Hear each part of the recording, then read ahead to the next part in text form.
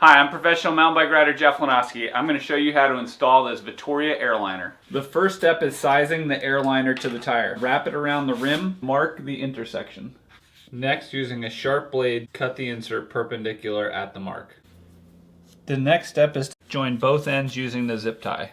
Carefully trim off any sharp ends from the end of the zip tie. Now it's time to set one side of the tire onto the rim.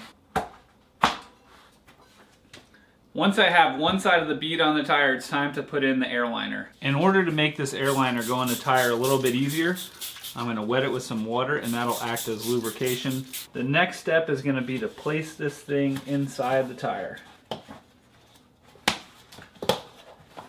Just like I would seat a regular tire, I'm going to start at the valve stem and work my way around.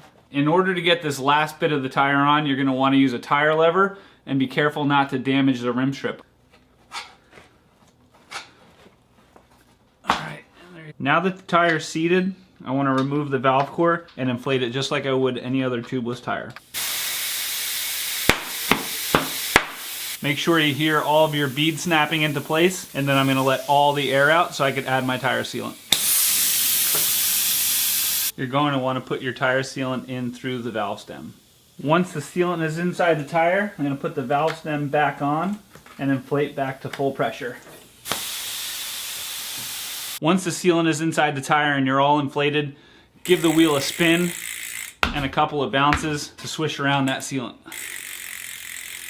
That is the entire Vittoria Air Liner installation process. This was my first time ever trying it and it went super smoothly. Hopefully you find this video useful. And now if you'll excuse me, it's time to go shred some trails.